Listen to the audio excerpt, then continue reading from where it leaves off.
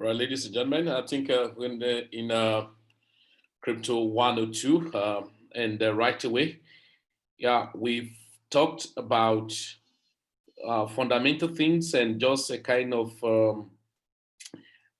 we talked about fundamental things and about conceptual stuff, misconceptions, and all of those things in Crypto 101. And what I would do for every participant is after the training, possibly in a few days, uh, you mail me your email. Also, send me you can inbox me on my WhatsApp into your email, and then you can get some of the materials so that you can read up more, and so it can help you a lot. Okay, and so if you have any questions, you can still also ask me. Remember, once you are part of the Plan B Express Crypto Academy, after not more of your, we have situations where we just want your backend to be completed fully, and outside the materials we send to you, you're going to have access to the backend over time, okay, and where you can log in and see some of the training that over time you can still sit down on your own and go through them and take notes. And so, right? So that will help you a lot, okay? It's going to help you a lot to sail through, scale through your crypto business. Crypto business is a very serious thing, and so we don't take it lightly, and we tell people to settle down and do as much as they can. So you're going to have access over time to the backend on the uh, Crypto Academy, from on www.planbxpress.com, so you can log into courses, and then you're able to sign up and then fill in the login, and always have access to the video. You can read, and you can go there for a refresher. And another thing you have as your benefit is not only when you have learned this, you have issues, around what you're learning and you're trying to put into practice. You have access. You still have access to follow up. You can ask me questions. You can ask any of the group trainers, questions, and they will put you through. So you're already part of Plan B Express, okay? And so you can still have some updates, some information, some news, about crypto, and then you can see have access. You ask questions, and so it's more after your course you have a kind of follow up or mentorship system.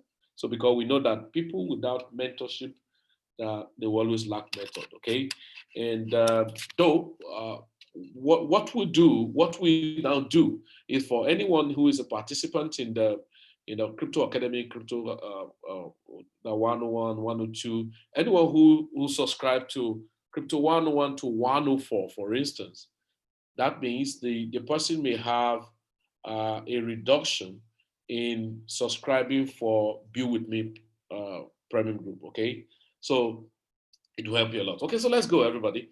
Now we have talked about cryptocurrency and talked about the blockchain technology. I'm sure. Let me take a review.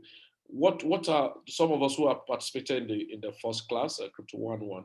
What's your experience? Can I get one or two? What's your experience so far? What I think what you had to your knowledge before? Some misconception you used to have about cryptocurrency. Yeah. Can I hear from anyone that participated in the first class? Yeah, or mute yourself if you want to talk. Anyone? Okay. Okay. There's none, so let's move ahead. Now, advanced blockchain and wallet security. So talking about advanced blockchain. Going to advanced blockchain, that's cryptocurrency advanced, you're talking about process of how Bitcoin, how cryptocurrencies are brought to place. You've learned about what's the science behind cryptocurrency. You get to understand that cryptography. And as the science behind cryptocurrency, cryptography has to do with the mathematical algorithm, right? And that has to do with the encoding, description, inscriptions, and all of those things. So if that's the case, that's what make it so. That's what make it different from normal naira. After all, people have said that they transfer naira now. They normally transfer naira from one person to another on the internet. So what's the difference between naira and that? But what you should be able to understand now You've been able to understand now that for the fact that, okay, for the fact that Naira is being transferred online does not replace the position of cryptocurrency or does not equate it to cryptocurrency. And because of inscriptions and the cryptography and the technology, all right, the technology of what's the technology behind? The technology is um, the aspect of blockchain, that help in decentralized communications or record keeping. Okay, and then so you'll be able to learn more, and then and so right now we're not looking at how does Bitcoin or cryptocurrency come to place. That is, how do I get it? We call it the way of getting cryptocurrency. All right, so okay. So number one thing we're looking at is mining. So we talk about Bitcoin mining. What is mining generally? When you talk about mining generally in the normal way of life, talk about issues that has to do with explorations via the rig system. Yeah, but when we talk about mining in cryptocurrency, we're talking about still exploration through the rig system, but in a process of minting. So it correlated to how the central bank of different country mint the currency. So, but mining involve more technical way of bringing it to place because each unit of every coin have a finite number that cannot be replaced. You cannot be duplicated. And it has numbers of limited volume that can be to be computed in the algorithm. And once it's set, those set of rules computed, you cannot change it. You can upgrade in terms of functionality and all of that, but you cannot change it until when you have what is called forks, hard forks, soft forks, and all of those things. So you get to know. So what's mining? So mining, Bitcoin mining is a process of earning Bitcoin in exchange for running the verifications to validate Bitcoin transactions. These transactions provide security for the Bitcoin network, which in turn compensate miners by giving them Bitcoins.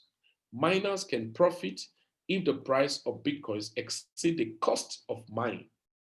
With recent exchange in technology and the creation of professional mining centers with enormous computing power, many individuals miners are asking themselves, is Bitcoin mining still profitable?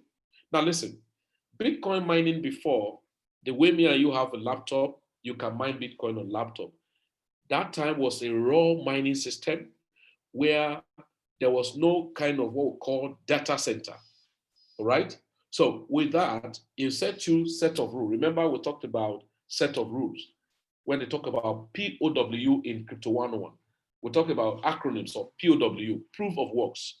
So you have to show efficacy. That is a set of difficult tasks are given, and everybody is in their home but connected to the network of the Bitcoin or that particular cryptocurrency and solve the equation on the usage of the cryptography. So once now, how they said 2 plus 2 is equals to K. Whoever get the answer first is the person that is paid the amount of that coin. So each 10 minutes, how many coins are produced in the beginning in Bitcoin was 50 Bitcoin, right, in 10 minutes. Okay, 50 Bitcoin in 10 minutes. So that time, about 7,200 Bitcoin in 24 hours. So there's a set of algorithm that if somebody solved this equation in 10 minutes, so we have millions of people, though fewer that time because no much person were interested. So the confirmation was to just test how will the production looks like. So with that, people were connecting with their laptop and all of that. So whoever solved the equation first is being rewarded. Solve the equation, rewarded. And that is the process of bringing it into place. So in short form, we talk about mining as the process of producing a given coin. Second part of mining is the process of validating transaction in a given coin. So the first process is that we are in the process of the productions. While the production is on, we are still doing transactions. How? Production now means solve the equation. You are rewarded. So you earn more when you solve the equation because production of it at raw. Now, it's being produced and launched into the blockchain via what we call block reward. Then each persons that transfer from one person to another, there is a network of computer connected, which your own will be there, my own will be there, every other person's own will be there.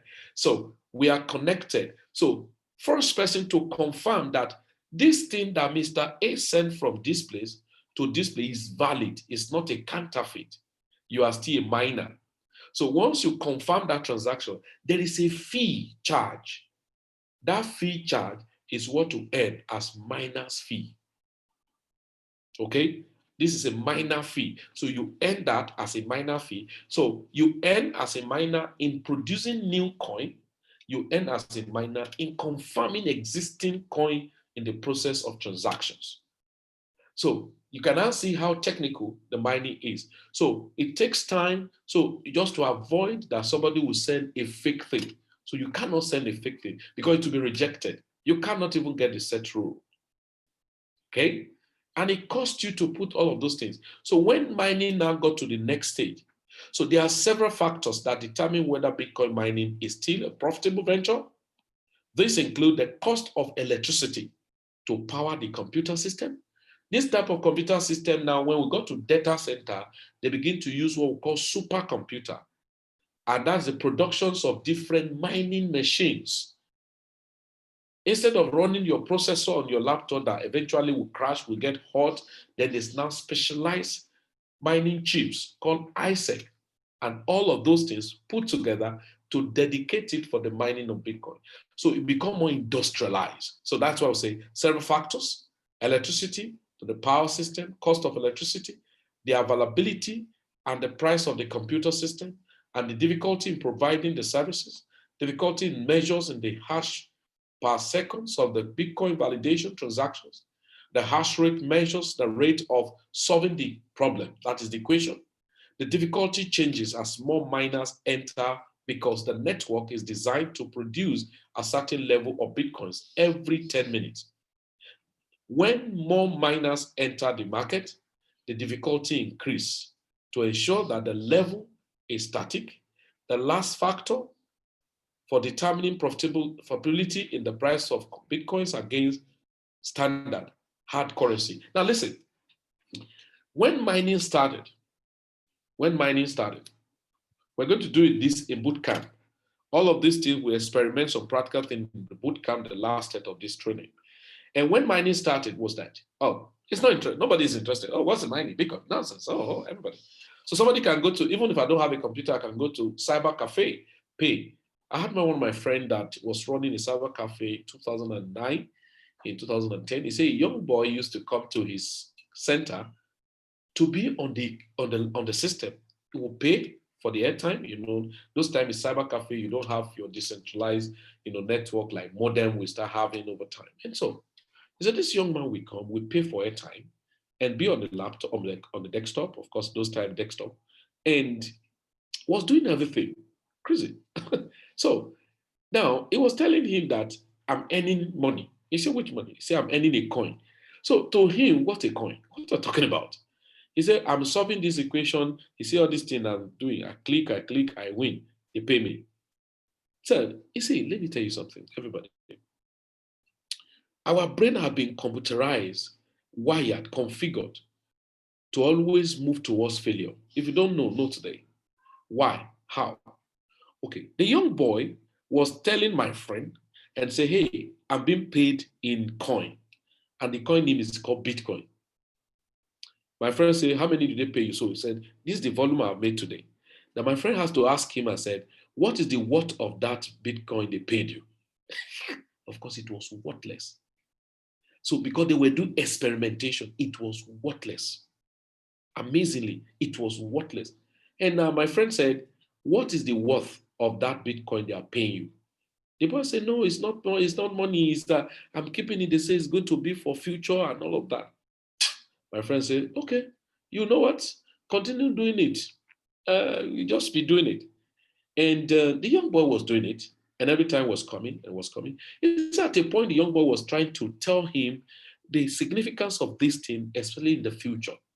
My friend was not interested because why? He couldn't see the value of that coin, how big it is in naira, how big it is in dollar. So the boy was getting big volume of the coin, but very nonsense value in dollar, in naira, and all of that.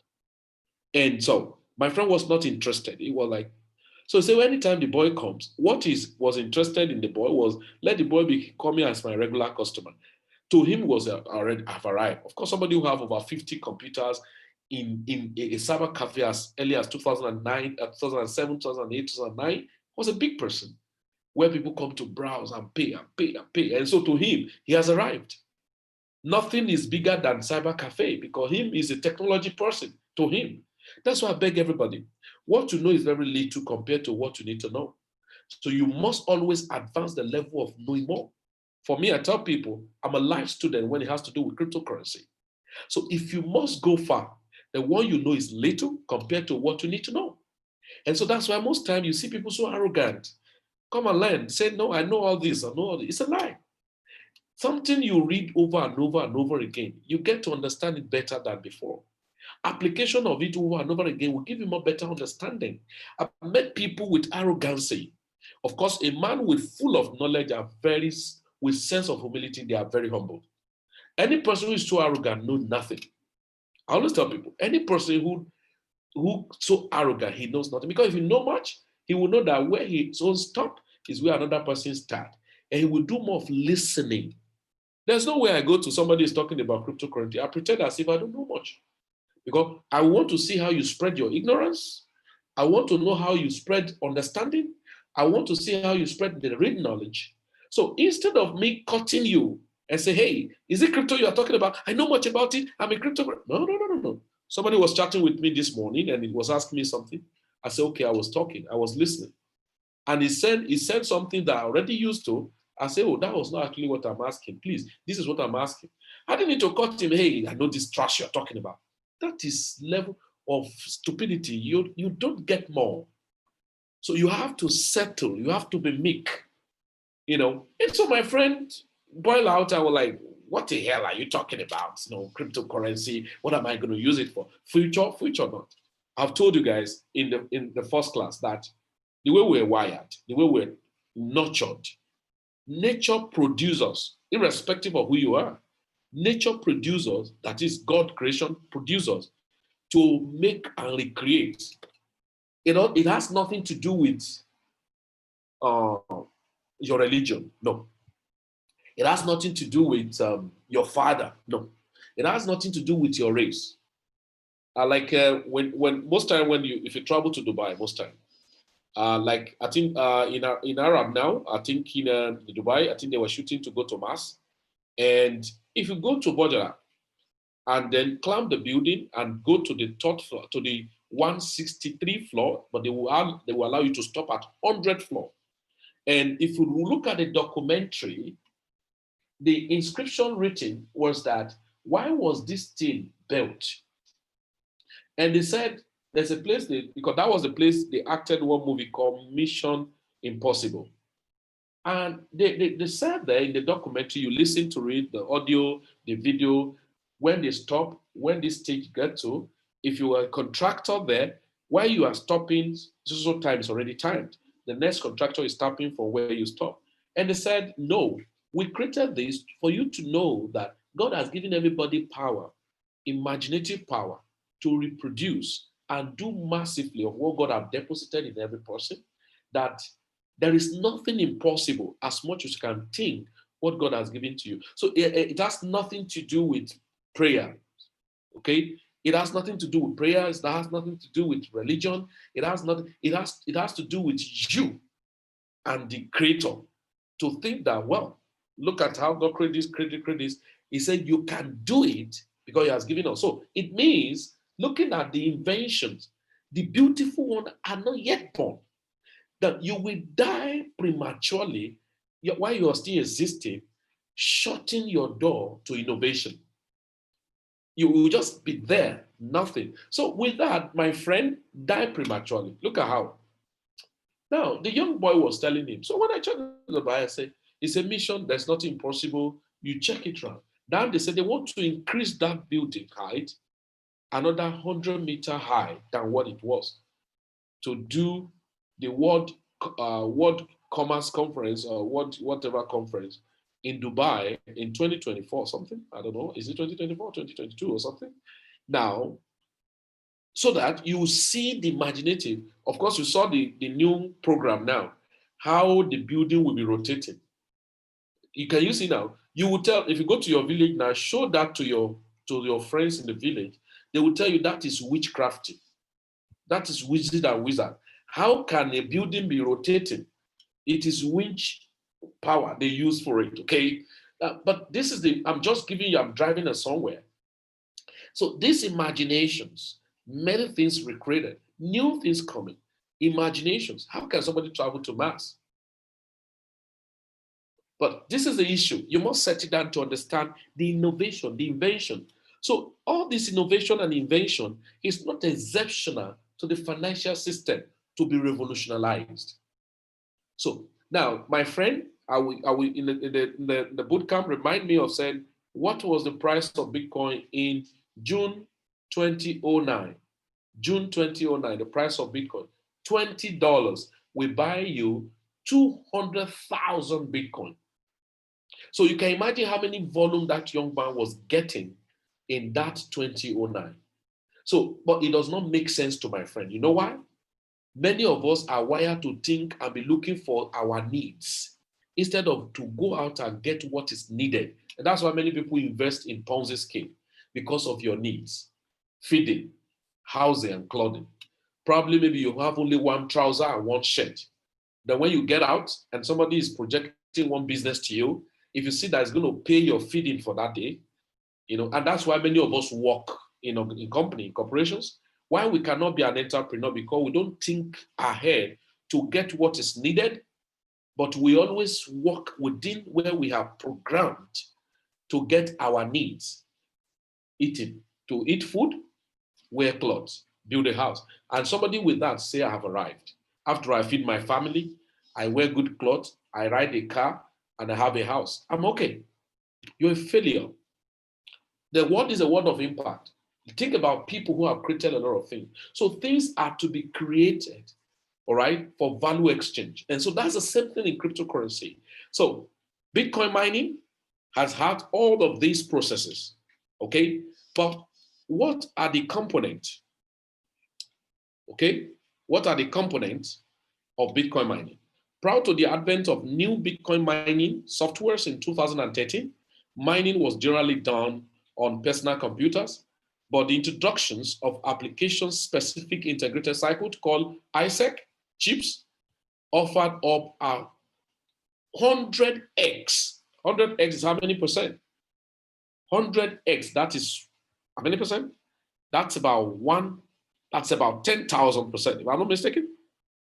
100x, that's about 10,000% of what individually you can mine. So the ISEC offer people, each is at an industrial scale of mining. So now, somebody who was mining with the computer, he was getting enough. But when the system introduced a lot of introductions of new innovations in the mining system, ISEC came. And now look at the one you are doing was a manual labor, involved machines that you can maximize. No, it brought some cost, but it can produce faster. Now, if, for instance, an individual who was mining with his computer say, no, I'm not going to go for the machines, or it's a wait, it's not going to, I'm okay with this. He will die prematurely. That was what happened to my friend. Let me tell you what happened to my friend. In 2015 was when my friend got to know much about cryptocurrency. 2015, 2016, Bitcoin has already gone up in 2013 when the first introduction of the mining system happened. In December 2013, Bitcoin rose from $10 down to $1,203. And it was recorded that Bitcoin will never see the all-time high of this. It has crashed. That's what they refer to it as a bubble. My friend got to know about Bitcoin in 2015 and 16, and he became more crazier to get more Bitcoin. Why? Because the price of Bitcoin has already gotten to, excuse me, price of Bitcoin has already gotten to maybe $500, $300. So just imagine this boy mining Bitcoin when you can use $20 to buy 200,000 pieces of Bitcoin. $20. My friend now is now getting Bitcoin at $300. So how many Bitcoin will you have gotten? For instance, $20, 200,000 Bitcoin, 2009. And as at the time, my friend was crazy about Bitcoin, $300 will buy only one. So how many $20 will you remove from $300 and multiply by 200,000 units? So you can see when we come to innovation, technology, advancement, you must always be ready to learn because the beautiful one are not yet born. But most time people misunderstood the whole process. There we go.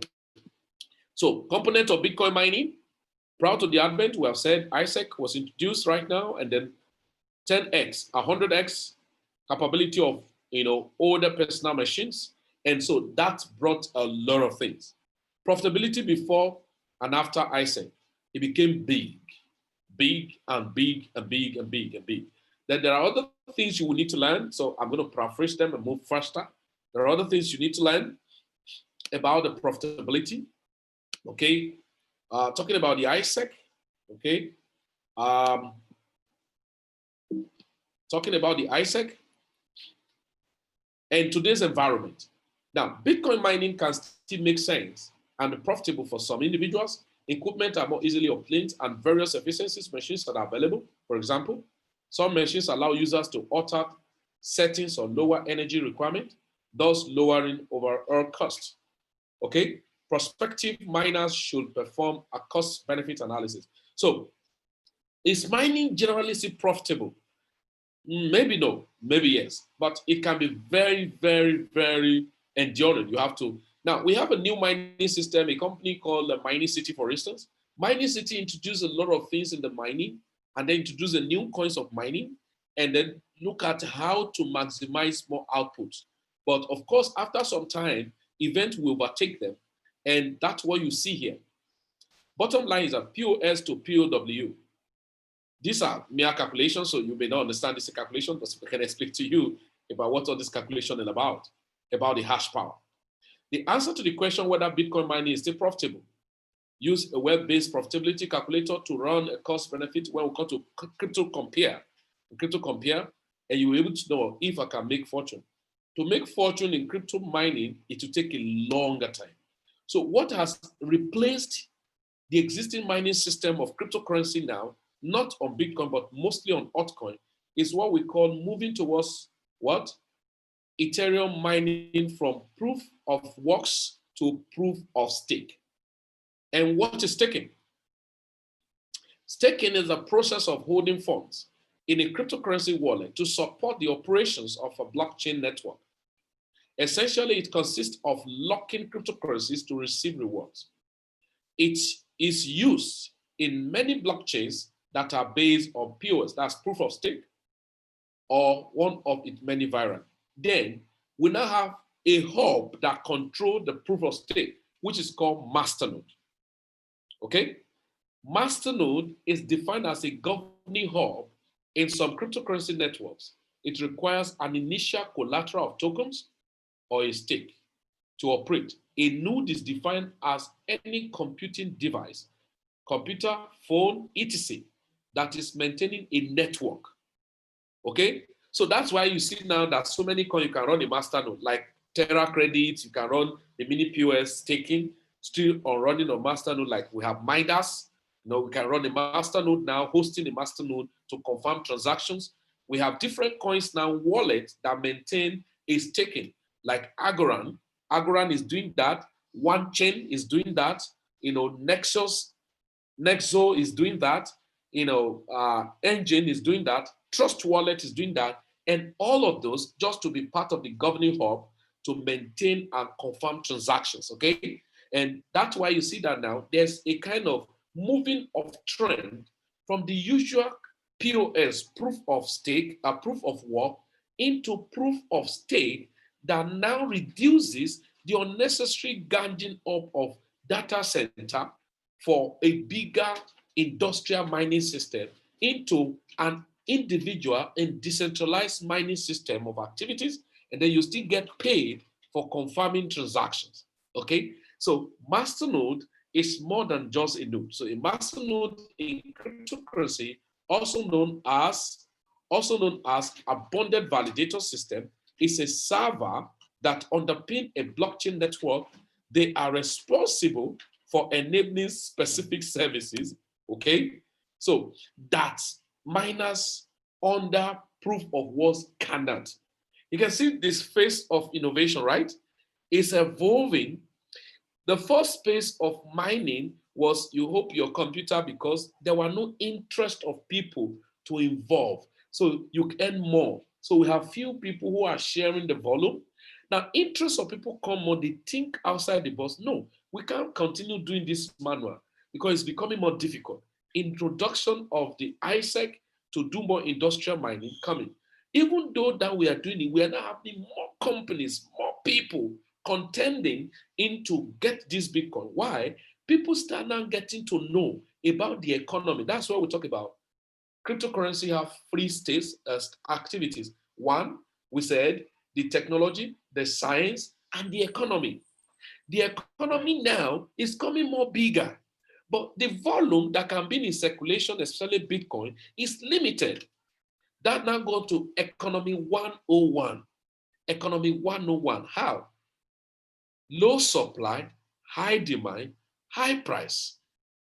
Okay? Low supply, high demand, low price or high price, but high supply, low demand, low price. It's a simple economy. The forces, that's the pull and push factor. So the forces of demand and supply. So we're now having more interest. People now start more being interested to mine Bitcoin. And so it's becoming more difficult to contend. You can now see it becoming more difficult to contend. So if that is the case, what do we do? What do we do? It's becoming more difficult. So we're now introducing other mechanisms. Now talking about staking like a hedge fund, talking about masternode like a control and maintaining, sustaining the server, but decentralizing it to help us. An individual can participate, but can still contribute to the gigantic network of confirmation. So masternode, we have a lot of things to talk about in masternode. So you can't learn it in the, but just have an ideology. But don't be carried away when somebody to come, because there are three things that are going to control the economy of crypto going forward. Because we talk about moving towards mass adoption in cryptocurrency right now. There are three things that are going to control cryptocurrency much going forward. We call it tokenized asset, masternode, and POS. And these are the aspects that we now create more stuff into what we call DeFi. Tokenized asset, masternode, POS. Tokenize, masternode, POS. Then this thing will drive what we call mass adoption and lead to what we call DeFi. DEFI, decentralized financing. So individual participating, they be in charge. And what does DeFi will do? It doesn't mean it's going to replace bank. No, it will function as an alternative to what bank does. Example, giving loan. Example, savings. Example, transfer and do all of those transactions, conversion, all right? And so many things that you do in the banking system, having card and all of that will now be happening. It's already happening. Crypto.com is doing that. Census Network is doing that. Different platforms now are doing that. Okay? Even Binance has started doing that. There's savings, there's loan, there is staking, there is so many things on Binance right now. So DeFi, and that was why if you see DeFi coins are taking, so take note of those things we said that in the next class, we're going to talk about the price of Bitcoin for a long time, 2009 Bitcoin price. Then we're going to talk about DeFi, okay? This is Nine Finance 2009 BTC price, okay? DeFi system, and so many other things we're going to talk about on the bootcamp, okay? So masternode, so it works to confirm and maintain the server of a given coin. Okay? So it implements master. So now the next thing we go to is what we call crypto wallet and storage device. Crypto wallets and storage device. Crypto wallet and storage device. Cryptocurrency wallet is a software program, okay, that stores private and public keys and interact with the various blockchain to enable users to send and receive digital currency, monitor their balances. So if you can use Bitcoin or any other cryptocurrency, you will need to have a digital wallet, okay? So wallet is like your bank now, where all your digital assets are being kept. Okay, so I buy Bitcoin, I need a wallet where I can store it. I remember some people when they attend meetings, because some of those people will talk, we are companies, we help you to monitor, and have a daughter, a lady that followed me, so it's like, take her as my daughter. And there was a time he called me, he said, Daddy, Isaiah, he said, this cryptocurrency I bought, I paid for some Ethereum, and I paid for some Bitcoin, and it cost so many coins he paid for. I said, oh, that's good. I said, how, when? He called the year he bought it. She bought it. I said, okay, that's good. So can I see those coins? He says, no, it's with the company. I said, what? I said, what? He says, with the company. I paid them my, Naira. So they said they have bought for me and kept. I said, no, that is, yeah, you have just done one funny thing. This is, no. He said, what is it? I said, when you have a coin, you should have a wallet where the coin is kept for your safekeep. Then anytime you need it, you can bring it out from there. So all you need is to understand how wallet works. He said, no, they told us that we should just pay money. They will buy and keep for us. I said, okay, now, how will you know how much is your money? When you see your wallet, you are in charge. If the price drop, you know that the price has dropped. If the price go up, you know the price has gone up. Anytime you need it, you can pick it. Now call them to give you your coin. It became story. I knew how many threats I have to threaten them before releasing the coin. But let me tell you one thing. As at the time they gave this lady this Ethereum was cheaper. But right now, they just cheated on her because of ignorance. I tell people, the pains sustained in being hard work is better than the loss you record being a lazy person. Right? Being a lazy person, the result of being a lazy person is more disastrous than the pain sustained being a hardworking person. Hard work does not kill, but wrong work frustrates. I said, no, you don't do that. How will you keep your money? This is a high level of ignorance. And my people perish for lack of knowledge. How can you do all of this? And then they were using his money, and then they have gotten, So now I will refund your money. I said, no, you have to refund her asset. Refund her asset. Because the volume of coin will have gotten, the number of GUI, the number of Satoshi will have gotten, will have been more than what you were saying. Refund this asset, or we fit, the dance together. And so just imagine that, okay? So you need a wallet. So we have different types of wallet, but two major types that are common. We have what? Cold and hot wallet. Cold and hot wallet. Used in storing cryptos for safety, but the most highly recommended wallet are cold wallets. But the most used wallet are hot wallet. Then what is hot wallet and what is cold wallet? Cold wallet simply means the type of wallet that you store your coin, but they are offline. Example of cold wallet, we're going to see them in the 5 categories of wallet for storing your cryptocurrency, okay? But before you go into understanding the categories of wallet where you can store your coins, let's look at this. What are addresses? Addresses consist of between 26 to 35 characters and represent a unique wallet ID on the blockchain, much like an account number, okay? That's why you ask you, they say you want to buy Bitcoin, okay? After sending your money, what will he ask you? He will ask you for your wallet address. Now, if somebody, that's a wrong English. If somebody says, send me your wallet, no, I can't send you my wallet. I will send you my wallet address. Wallet is the purse, like your bank account where you, like your bank that you kept the money. The address is what you use in receiving into that your wallet. So address consists from, is an alphanumeric character. So it's a machine language. It's generated through inscriptions. And so they are on the blockchains, like your account number. They are used when conducting transactions on the network, including the receipt, remittance, storage of cryptocurrency.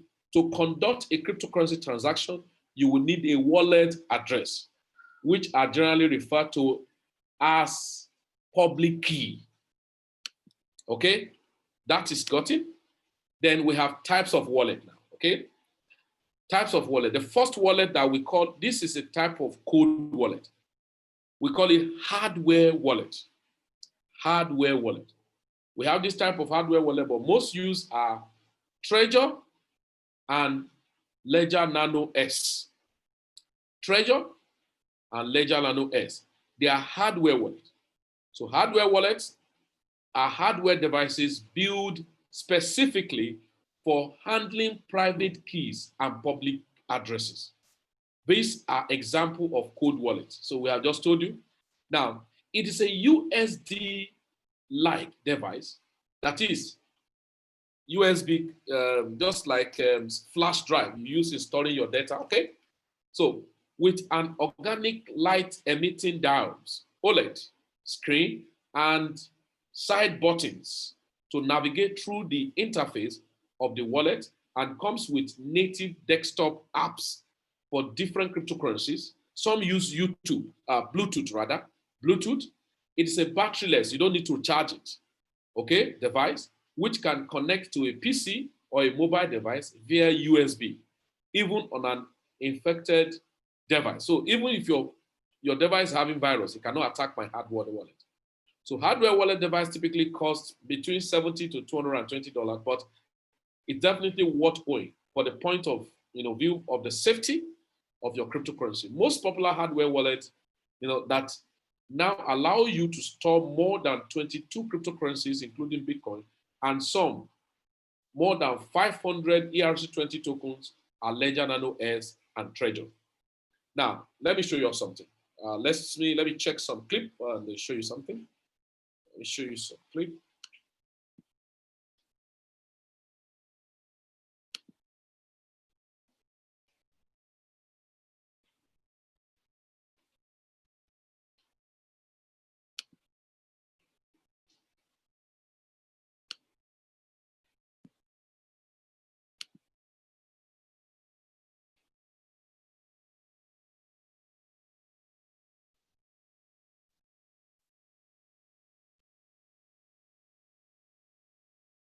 Okay, so because Ledger Nano S, over time when you are now settled and you are a guru means not necessarily that you're training people, but you are now a real investor. You now having more crypto that you are storing where you can be picking your money. Everyone in our platform must have a hardware wallet.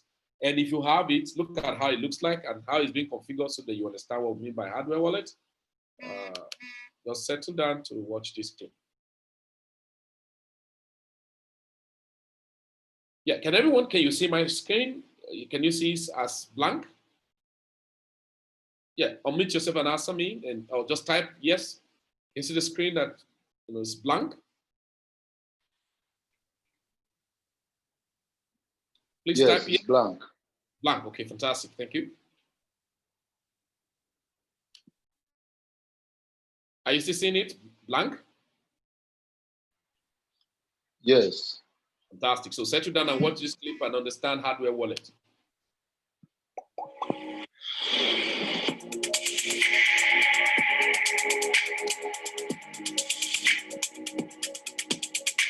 Hey guys, welcome to another video episode of Coin Sutra. I'm your host Harsh Agarwal. In the last video, I've shared the unboxing video of Ledger Nano S, and in this video, I'm going to show you how to configure your Ledger Nano S for the first time. This process is going to be interesting, especially if you're in the Bitcoin industry or even you're using any alternate coin like Ethereum, Dash, ZAC. You can store all those altcoin also on Ledger Nano S. It supports almost about 6 cryptocurrencies, including Bitcoin. Personally, I like Ledger Nano S a lot. I mean, of all the hardware wallet, Ledger Nano S is the one which got the maximum rating. If you don't have one yet, you can order one from the link in the description. From there, you can go to the official site and order a Ledger Nano S for yourself. All right. So without further delay, let me quickly show you how you can start using Ledger Nano S. So the very first thing, let me quickly give you an overview of this hardware wallet. So once you have the hardware wallet, it doesn't have much. It has a screen over here where the numbers would be displayed, where the recovery phrase will be displayed. I would show you that in a moment. There is port for the micro USB. So once you plug it, your Ledger Nano S would start. Without this, your Ledger Nano S would not work. So there are two buttons over here. This left button and right buttons help you to select your choice. And if you press them together, that's like a confirmation. Let's quickly go ahead and plug our brand new Ledger Nano S and let's learn how to use it. So here my micro USB is connected with my system and that's it. Ledger Nano S is booting. So welcome, press both buttons to begin. So you have to press both the buttons together. So let's control the user interface. Use left right buttons to change value. All right. So their interface is so easy to use. Even if you have no zero technical skill, you can start using Ledger Nano S in no time. All right. So to begin configuration, press both buttons. So let's configure as a new device.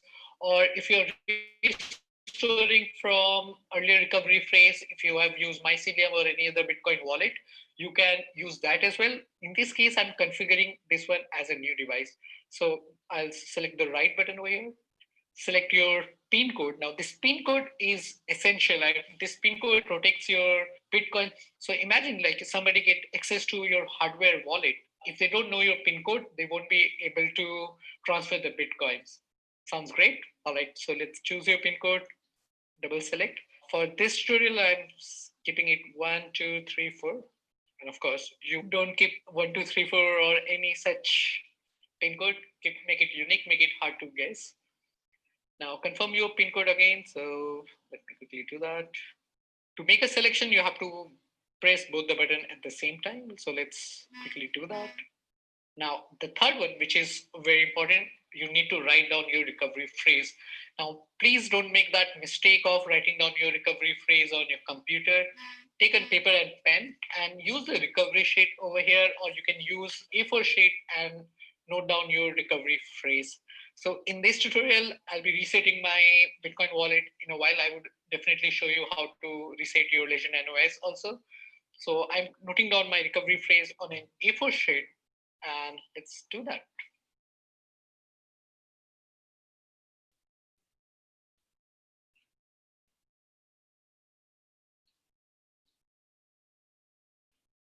All right, guys, so I've taken backup of recovery phrase on this paper. Once this is done, you have to double press and the wallet would ask you to confirm your recovery phrase. This is to ensure that you have the right recovery phrase and you have not made any mistake.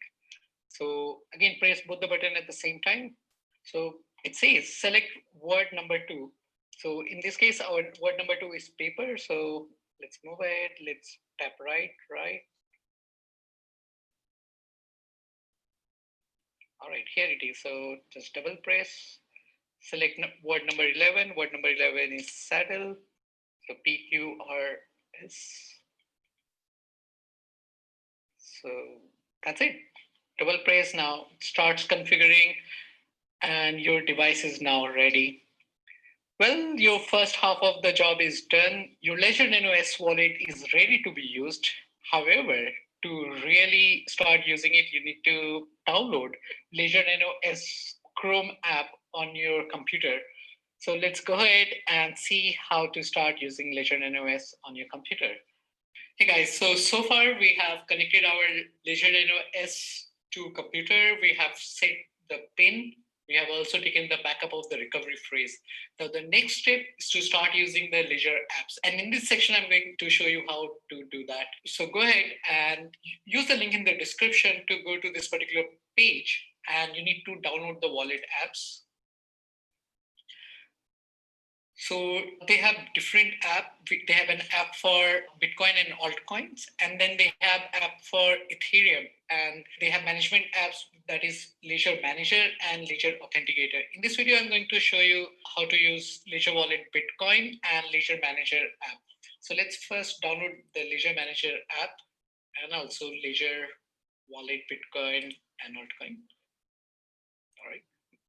So make sure once you're installing it, like it's the official app, don't by mistake download anything else. So in this case, I've already, the Ledger Manager app is already installed.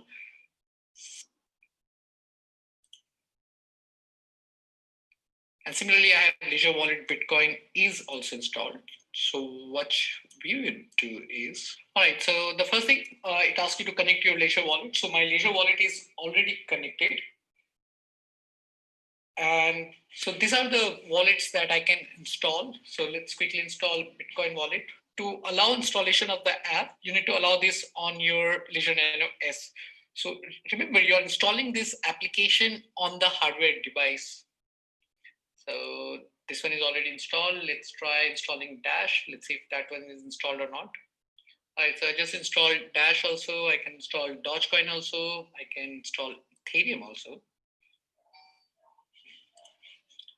So the other few currencies are Zcash. Stratis is what they have added in the latest version 1.1.3. It was not in the earlier version. Litecoin.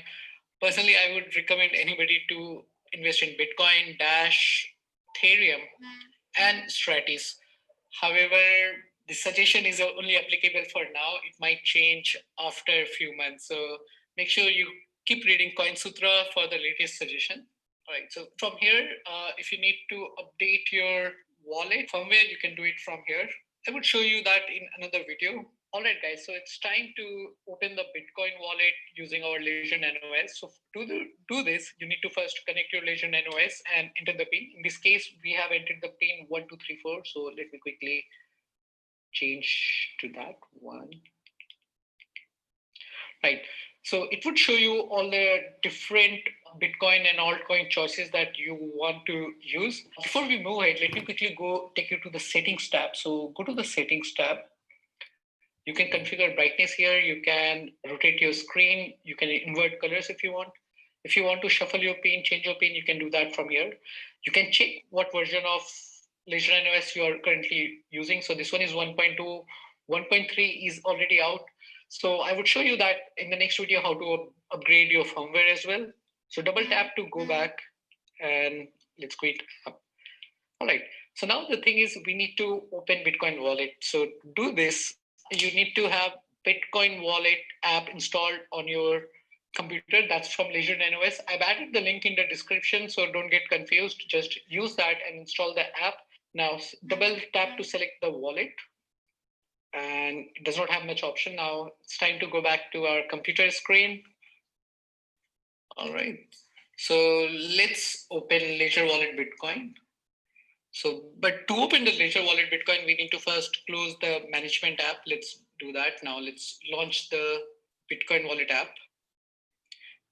Ta-da! That's it. That's your Bitcoin wallet using Ledger Nano S. If you want to receive Bitcoin, you can click on receive. This is your Bitcoin wallet address. You can store it anywhere if you want. You can copy the QR code, and then you can start receiving Bitcoin. All right, so let's see what else we have here. So one thing that you can create as many accounts as you want, but the only rule is like first account should have at least some Bitcoin. It could be 0.0001 Bitcoin, but it needs to have some amount of Bitcoin before you can create more Bitcoin wallet within this. Here you have a refresh button. In case if you have any question, you can always click on help and you can either contact the customer support or you can directly browse the knowledge base. You can click on settings if you want to change anything, if you want to configure the Bitcoin wallet unit, depending on what is the exchange rate that you want to use. They have all the exchanges rate. However, I don't see my country, Indian currency here. That's pretty sad. All right, so you can select your region, you can select the interface language, click on other settings, and you can select the confirmation point here, like, how many confirmation you need before you can start spending Bitcoins. You can configure the default transaction fees rate, and pretty much that's it. So these are the settings. This is your Ledger Nano S Bitcoin wallet. You can receive your Bitcoin anytime with this address. You can also send Bitcoin once you have it. Once you have created a multiple account, you will see an option where you can change your account name. So let's say you are collecting Bitcoin for long-term investment, and so you can create a new account. You can name it to long-term investment. If you are buying Bitcoin from Coinbase, you can, and you want to store it on a separate account, you can do that from here. So this makes the account management pretty easy. Well, that's all about Ledger Nano S. If you have any question, which I'm pretty sure you will have. All right. So that's just the basics. Just to make so over time, all right. Uh, Over time we're going to be using some of those hardware wallets. When you're already doing your business properly, just understand that the most secure wallet you can talk about is not uh, all those other wallets. So Ledger Nano as treasurers are examples of hardware wallet. So when you begin to make more money, it's advisable, and we always tell people when you begin to make more money, you must, as a matter of morals, have a hardware wallet. Some have hardware wallet and put their money and take it to the vault and take it to the bank to store and then forget about it. So the bank just keep their coin, save their wallet in the vault. Okay. The second type of wallet is called paper wallet. Okay. Second type of wallet is called what? Paper wallet. So paper wallet, what do you do? Paper wallet is simply the type of wallet is the second most secure wallet. Paper wallets are not for everyone because they are a tad bit technical and requires a high level of caution from the user. So because it's a typical paper wallet, from just print your private key and the public keys addresses a piece of paper and start transferring your bitcoins or altcoins to it. And so it's more, it's more fragile. It's open to anybody. Okay, anyone can come to your house and see the paper wallet. And what you need to do is to take your private key. Look at it. This is the Bitcoin address. This is the public key. All right, this is the public key. If I want to pay you money now, if you have paper wallet, okay, if I want to pay you money now, you see this private key. I just take my app. Okay, I just take my app, for instance. Let's go here.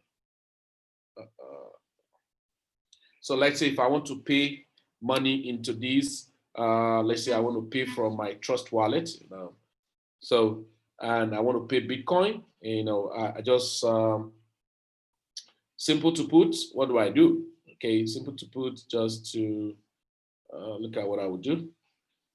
Okay, just like so this is a wallet, for instance. This another type of wallet we're going to talk about. This is Trust wallet, which I expected everybody to have after our training. But if you have it already, that makes a lot of sense. If you do not, you must have it. Okay. So let's say I want to send Bitcoin there. Okay, I want to send Bitcoin there. Bitcoin. What's Bitcoin? Bitcoin. Okay, Bitcoin. Okay, this is Bitcoin. Now look at Bitcoin. Okay, look at Bitcoin, and I click on send. So if I'm sending to you on paper wallet, now instead of to copy this alphanumeric character, which is public key, I just scan the code. So as I want to scan the code, you can see it's now showing how I can scan the code. So simple to put, I just put it. See, now it has captured that wallet. Okay, it has captured that wallet straight away. Compare, that what you're seeing, IJR, blah, blah, blah, blah, blah, blah, blah. All of those things are the wallet just by scanning it. So if you have your paper wallet, if I want to pay in, if I send any money now, it's going to go to this wallet. Okay. Now, this is the danger. You see, private key. This is a private key of this wallet. Anyone who holds this is just a public key. Public key is that if you have this, you can always send money to it. You can, if I want to see now this account, if I want to see how much transaction have gone into this account, even though there's no name that is the owner of this account, if I want to see the transaction, but maybe it's you now, you have given me this wallet to pay money into. I already know that, okay, it's your own wallet, all right? And if I send you money and you say you've not seen it, I want to know what happened to that money I sent to you. I just copy this and go to blockchain.com. Remember what we say in Crypto 101 about Blockchain Explorer to track record. So I can go there, paste this wallet in a place called search to check the hash power and see if the money had been sent to you. I will see it. It was right confirmation, a number of confirmation, and when, how old is the transactions and everything. If it's still pending, it will show me unconfirmed. That means you have not gotten the money, but that money cannot be reversed to me. It will get to you, but you have to wait. Okay. So if somebody send me money now, and maybe he has sent me money and he said, hey, I've sent the money. I've not seen it. I just copy and check. Okay, it's unconfirmed, no problem. When the network confirmed, I'll get the money. Okay. So now, but the risk here is that if anybody big on this and get hold of this, you are finished. He will just go and use this private key to restore that your money into his and log in. Okay. He will use this thing to restore your wallet and now pick your money, because look at this, spend. This enable you to spend. So if you do not have your private key, that's why we make a popular saying when it comes to cryptocurrency, that if it is not your wallet, if it is not your private key, it's not your money. So private key is very, very important. And so you don't keep it with license. So people who are not careful, they have paper wallet, they'll be in trouble because they will hack them, okay? So paper wallet, but it's a second secure wallet because it's offline wallet, okay? You can take it online, but it's offline because when you print it out, you can log out and then keep it safe, okay? So the most secure wallet in crypto is the hardware wallet, and the next secure wallet is the paper wallet, okay? So we have said it's not for everybody, that the next type of wallet is the desktop wallet, okay? So desktop wallet for Bitcoin and cryptocurrencies are installable software parts that are available for most of the desktop operating system, such as MacBook, Windows, Linux, and all of that. Now listen, this wallet is more secure than mobile wallet. Okay? This wallet is more secure than mobile wallet. One of the strongest type of that wallet is Exodus. Exodus have a desktop, but Exodus now have a desktop and have mobile. Exodus is a very secure wallet, and we have other type of wallet like that. So we say, but as it is for desktop or laptop that is often connected to the internet, you need to follow the basic security measures such as antivirus, anti-malware software, and a strong firewall, okay? Currently, there are many desktop wallets available for Bitcoins and other popular cryptocurrencies that one can use instead of keeping their cryptos on exchanges. Desktop wallets are the third most secure way to store your crypto, okay? So Exodus, Bitcoin Core, Electrum, Jazz Wallet. So Jazz Wallet, Jazz Wallet, Jazz Wallet and MetaMask, okay?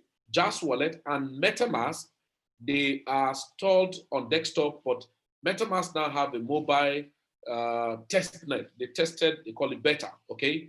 If you look at it now, go here. Okay, we're going to do all of those things in the boot camp, and so that we can, the class almost to round up now. Okay.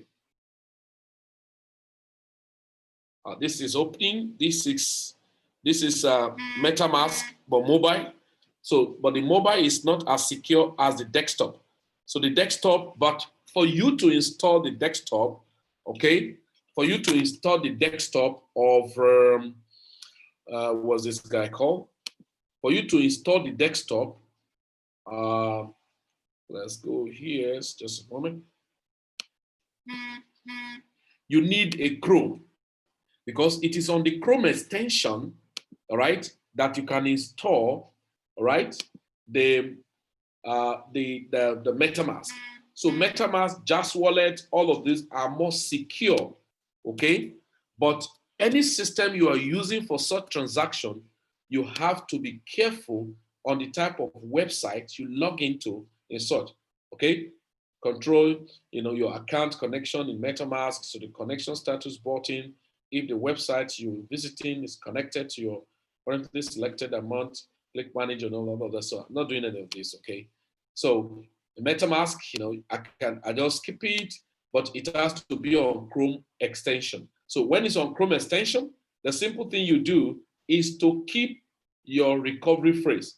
So anytime, any day, you can always use a recovery phrase to install it if the system crash or the app, the browser get problem, then you can always restore it. Okay, we're going to get to that in the bootcamp and to having a wallet. That's why most time when we tell people to store wallet or a mobile wallet, we tell you, hey, ensure such wallet, your private key, your recovery phrase are saved properly. Okay, all right. So now, so this is then the fourth type of wallet is called mobile wallet.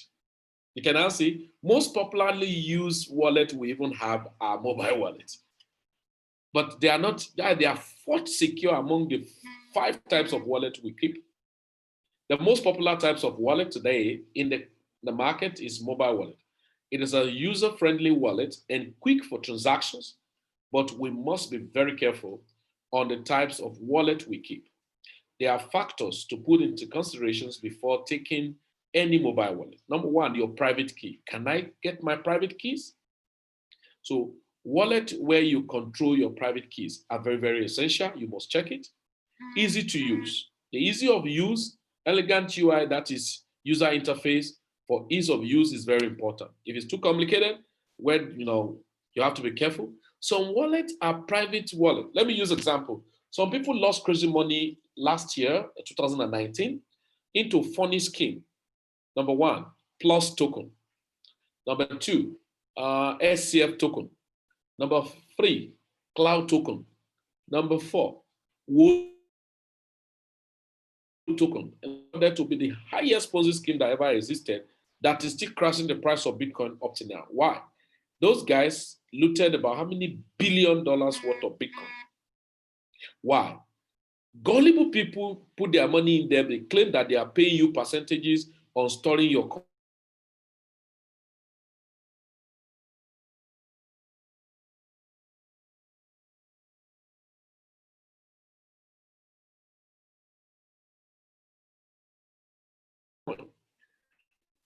And people were pushing their money because they are earning and doing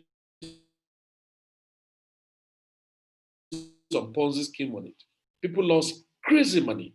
So you have to be careful when somebody say wallet, you check if do I have my private key? Do I have my recovery phrase? And all of those fundamental things are very important. Okay. Um, then development community, active development community that always upgrade the backup and security, backup restore features, compatibility, so compatible with different operating systems. So you have to check all of those things. So type of examples of those wallets, we have said Trust Wallet, Coinomi. I told everybody in our community you have to download Trust Wallet, but Coinomi is a very fantastic wallet because Trust Wallet is already linked to Binance, and Binance, a company, is an exchange platform. It can be manipulated, but the Trust Wallet is actually decentralized one anyway. So, and it's user friendly, and a lot of features are available on Trust Wallet. So you must have downloaded Trust Wallet. If you have not, in the bootcamp time, everybody will download Trust Wallet. Coinomi wallet, cool. Electron wallet have the desktop and have the mobile. So we have MySelling, we have Magnum, we have Crypto.com, and different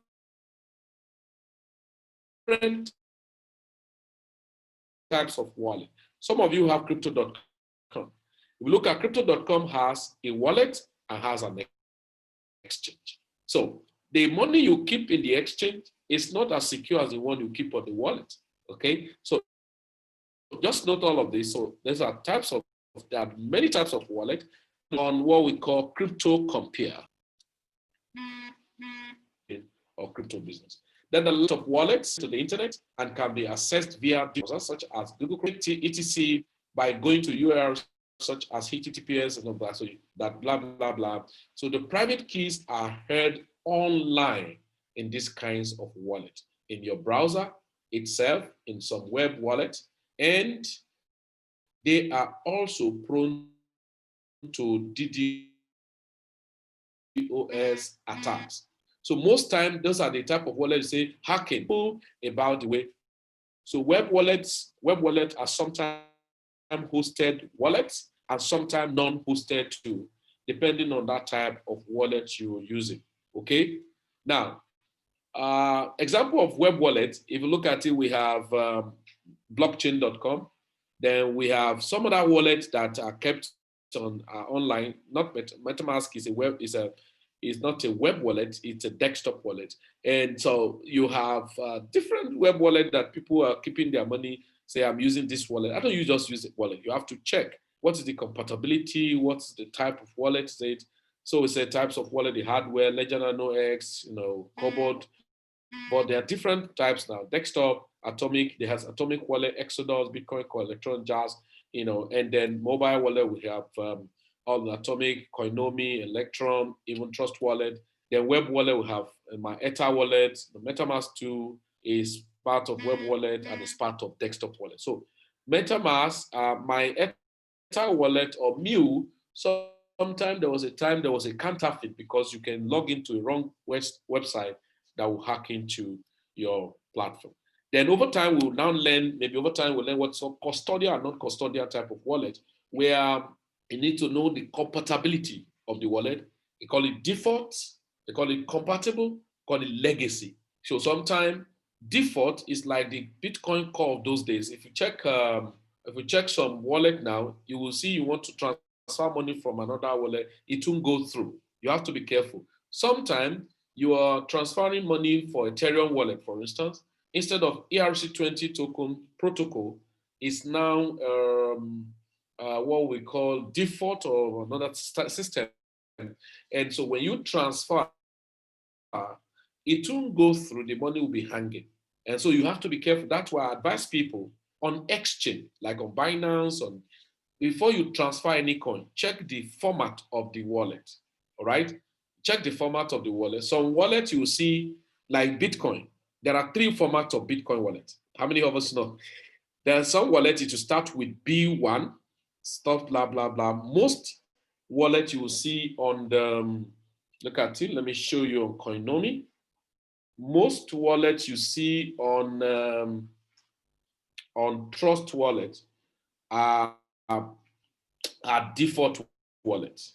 They are core and may not support the SegWit.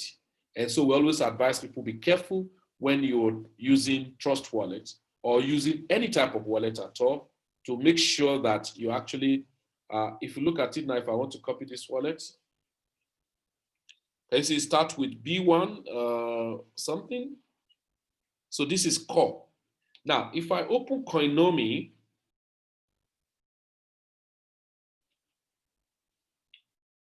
okay, if I open Coinomi, I'm opening Coinomi now. Now, if I open Coinomi and click on BTC, okay? If I click on BTC on Coinomi and I click on receive, you're going to see three types of wallets. Default, complete BC1. Now, if you click on compatibility, three. Compatible wallet are type of wallet that start with three. Now, three, so it can be compatible with any type of where you are sending it in. Legacy start make use of legacy wallet. So that's why when you are copying a wallet, some wallet they send to you, you see 17 something of BTC. Some they send you see 3 something. Some you see B, C, D. What's this? They are different. Okay, so ladies and gentlemen, I think we've come to the end of this with extra time, 10 minutes, because many of us didn't come back on time. And so I had to cut you off immediately when I got to that 11:30. So now you have 2 minutes to ask questions. So if you have a question, 2 minutes to ask questions.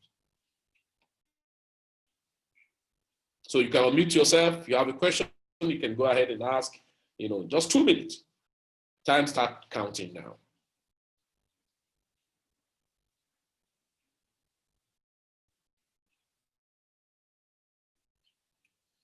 Yes, if you have a question, unmute yourself and ask questions, everybody.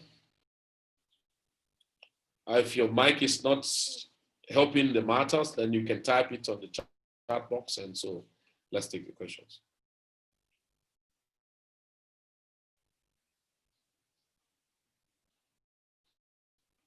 Yeah, Mama, you didn't unmute yourself, but you were talking.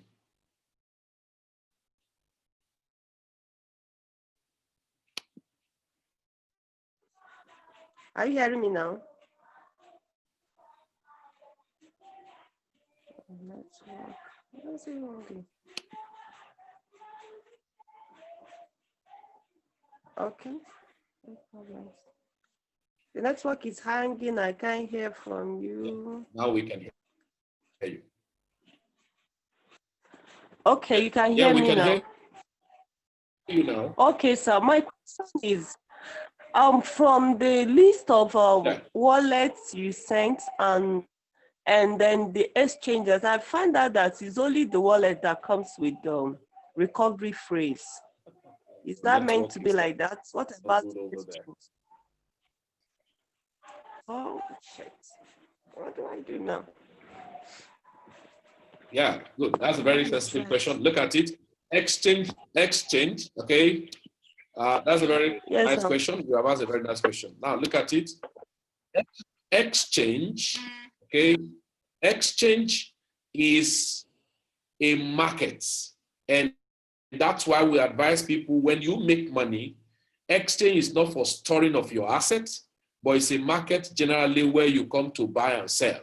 When you finish buying, either you have made profit or not, you carry your goods and go home. So you don't leave it in the market because it's a general place. So every exchange, the wallet that are on the exchange are what we call custodian wallet, because all the wallets are maintained are called hot, vulnerable to attack. They can never come back again. So it's risky keeping. So when you make money, then you withdraw it to wallet. Because wallet, you are in charge of your recovery, your private key. Then, but exchange, you are not. You are not the one in charge. It's not your money. So every money you have on your exchange platform, we say it's not your money. It's the exchange money. Once anything happens to them, they can run away with your money. That does not pose fear on you anyway, but it's open to so many security threats, okay? So that's why you see that you cannot be in charge. You come to the market and say, no, I want to hold the key to this market. I'm in charge, and you are just a buyer, another person is a seller. Then they say, we are closing so time. Somebody go to Onitsha market now, and he need to buy something. After buying, he said, please give me because I'm buying this market, give me the key to this market. So anytime I like, I open. No, they won't give it to you. So they are in charge of that, okay? Makes sense, eh?